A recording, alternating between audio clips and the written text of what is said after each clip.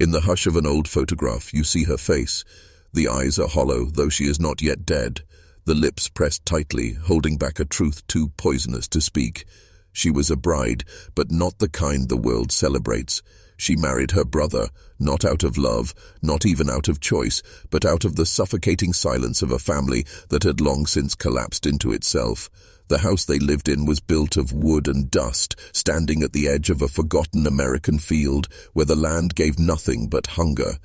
And in that soil, a lineage twisted itself into knots too tight to ever be undone.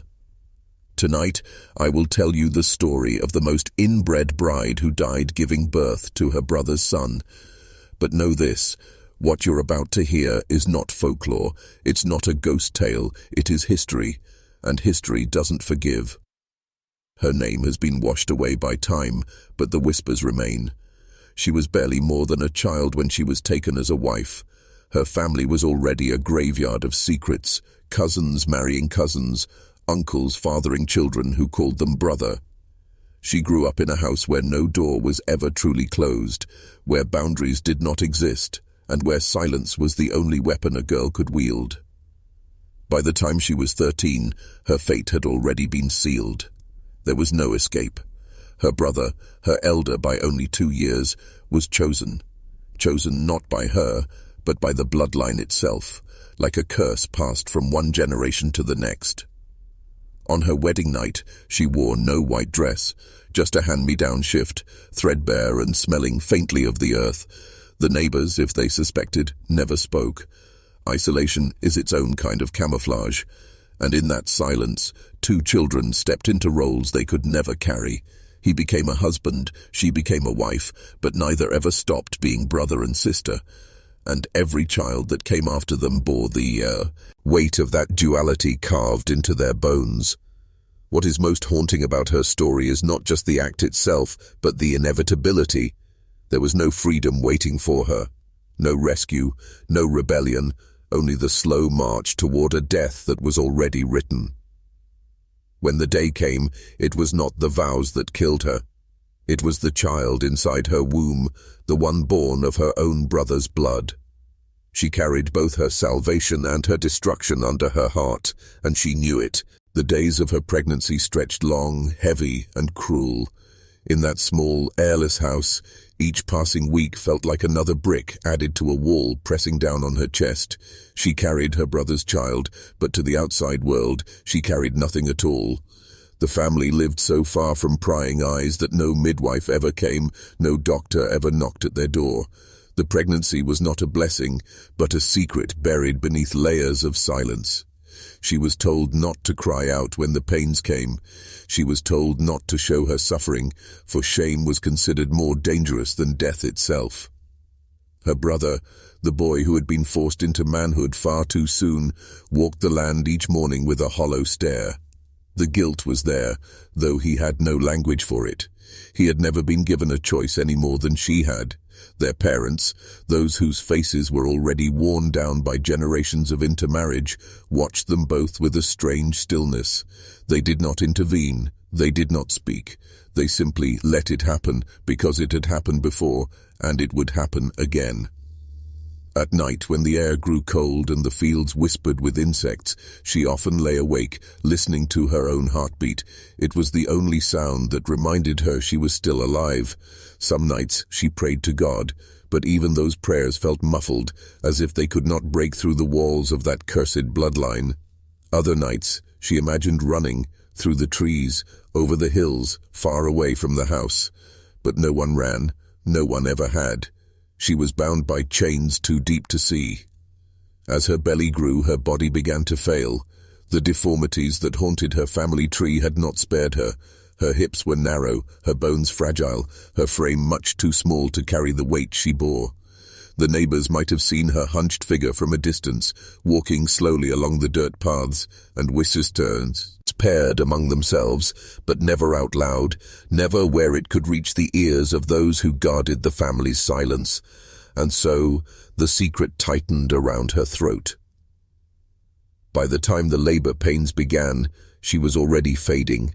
There was no nurse, no sterile sheets, no warmth of comfort, only her mother, weathered and expressionless, standing at her side, only her brother pacing the room like a trapped animal. She knew before the first scream left her lips that this was not a birth, it was a sentence, and the bloodline was ready to claim its due. The night she went into labor, the house became a tomb. The air was thick, stale, heavy with the sound of her moans and the creaking of the wooden boards beneath pacing footsteps. Outside, the crickets sang, oblivious to the storm breaking within those walls. She gripped the sheets until her fingernails tore, her body fighting against the impossible task forced upon it. Every cry that escaped her throat was muffled, smothered by her mother's hand, as though the shame of the sound itself was more unbearable than the agony of birth. Hours dragged on. Her young body was not made for this. She was too small, too weak, her frame collapsing under the strain of carrying her brother's son. Blood soaked the sheets, the floor, her trembling legs. The child would not come. Each contraction tore through her like a blade, but still the womb refused to yield. Her brother stood in the corner, silent, his face pale as chalk. He could not meet her eyes. He could not bear to see the horror he had been made to create. And yet, he did nothing. He could do nothing. The mother, hardened by years of suffering and silence, muttered prayers under her breath, but they were flat, lifeless, like words spoken out of duty rather than hope. She had seen this before. She knew how it would end. This was the cycle of their family, a wheel that turned only toward tragedy. The girl, the bride, the sister, was merely another spoke on that wheel, another name soon to be lost to the dirt. And then, in the darkest hours before dawn, a sound split the suffocating silence. A cry, not hers, but the baby's. The child had forced its way into the world, screaming, fragile, a new echo of the bloodline. But the price had been too high. Her breath came shallow, ragged, fading like smoke in the wind. Her eyes rolled back, her lips parting to speak, but no words came. The last thing she ever saw was the face of her biome, rather staring at her from across the room with a terror so deep it seemed to swallow him whole. The bride, who had been forced into silence all her life, died in silence too. The child lived. She did not. And in that small house, beneath the weight of the family's curse, a brother became both father and widower on the same night. The wheel kept turning. When the morning light crept across the fields, it revealed not joy, but ruin. The house was quiet now, unnaturally so, as if even the walls understood what had transpired within. Her body lay still on the bed, pale and bloodless, her skin waxen against the rough fabric of the sheets. Beside her, the newborn's cries pierced the silence, thin and relentless, a sound that should have marked life, but instead only deepened the shadow of death. The baby was weak, small, its features already carrying the unmistakable signs of the family's legacy: slight asymmetry in the face, a jaw too narrow, eyes that did not align. It was as though the curse had been written into the child's flesh before he had even drawn his first breath. Her brother, now a father, stood hollow before the sight. His hands trembled as he held the infant, the weight of his sister-wife's death pressing down on him like a millstone. He was only a boy still, but the family had demanded a man of him, a husband, a father. And now, by morning, he was also a grave-digger. He dug the hole himself behind the house where the grass never grew. The soil was dry, stubborn, resisting every strike of the shovel, as if the earth itself did not want her buried. He worked until his hands bled, until the blisters broke, and the dirt swallowed her whole. No stone was placed, no marker to remember her by. The ground closed over her as though she had never existed. Her mother did not weep. She sat in silence, rocking the child, her expression fixed and cold. She had learned long ago that tears were useless in a family where death was as common as birth. To her, the girl's fate was not tragedy, it was inevitability. One more body returned to the soil, one more secret hidden in the bloodline's shadow. But whispers have a way of leaking from even the most tightly sealed walls. The neighbors who had long looked away began to notice. A girl gone missing, a boy now cradling a child too young to be his son. Questions stirred, though they were never spoken aloud. In small towns, silence is often the strongest kind of protection, but silence cannot erase suspicion. And suspicion, once born, has a way of lingering, gnawing at the edges of memory like moths in the dark. Her name was never etched in any record, her story never told in any churchyard. Yet her absence left a wound, and wounds have a way of festering when no one dares to speak of them. She was gone, but the bloodline lived on, dragging her memory deeper into its tangled roots. The child she left behind grew under the shadow of silence. He was not called son, he was called nephew, though every glance at him betrayed the truth. His father-brother raised him without ever speaking the word father, and his grandmother-mother wrapped him in care so rigid it felt more like containment. The boy became the family's secret made flesh, a living monument to the lines they had crossed and could never uncross. But the body remembers what the mind cannot escape. His small frame carried the signs of strain, the markers of generations folded in upon themselves. His bones were brittle, his speech delayed, his eyes never quite meeting the world straight on. Neighbors whispered when he stumbled through the fields, when his laughter sounded off, when his face, though still young, seemed carved with the same familiar distortions that had haunted his kin for decades. They did not ask questions, because to ask was to invite answers, and answers were heavier than silence. The boy's father lived in a strange half-life, torn between the roles forced upon him. He was a brother still haunted by his sister's death, yet each time he looked at the child, he saw her face. It was not the face of a wife, not even the face of a sibling anymore, but something blurred, confused, a mixture of guilt and memory that no man could carry without breaking. He turned to the bottle when he could find it, to work when he could not, and to silence always. In silence he survived, though survival and living were never the same. The grandmother aged quickly, as though the curse of their line had drained her of years. She clutched the boy too tightly, whispering to him not of hope, but of endurance. She told him nothing of his mother, nothing of the night she died, only that he was chosen not by God, not by fate, but by the bloodline that bound them all in chains. To her it was not a curse, it was a duty that had already taken her daughter, and would one day take him as well. And so, in that small, collapsing house, life went on. The child grew, the fields withered, and the family shrank further into itself. No neighbors came, no outsiders dared, and behind every door, behind every silence, the weight of what had happened pressed harder and harder, until the walls themselves seemed ready to crack. If you're still watching, you're already braver than most. Tell us in the comments, what would you have done if this was your bloodline? The years blurred into one another, but the story of the bride who died never disappeared. It lingered in the dust of that house, in the cracks of the walls, in the hollow eyes of the boy who should never have been born. He carried her absence like a shadow, though he never knew her name, never heard her voice. To him, she was not mother, but myth, whispered only when the night grew too heavy for silence.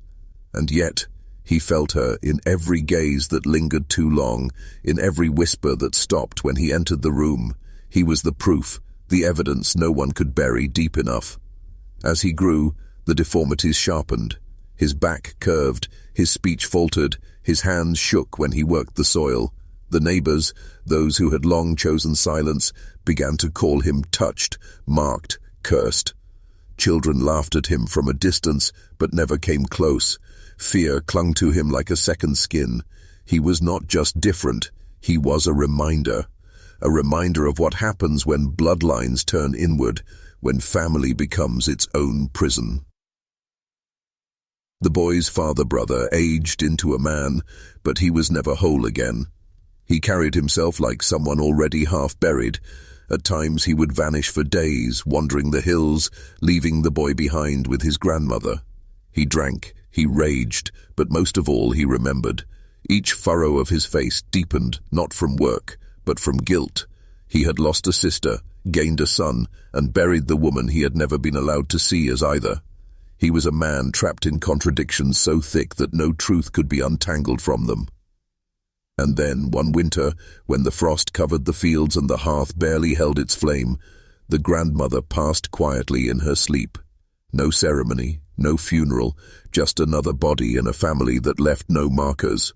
The boy was left with his father-brother, the last two links in a chain that had grown too heavy to bear. By then, whispers had turned to stories, stories had turned to warnings, and warnings had turned to silence again. The house, once heavy with voices, now echoed with emptiness, and in that emptiness the truth of the bloodline became undeniable.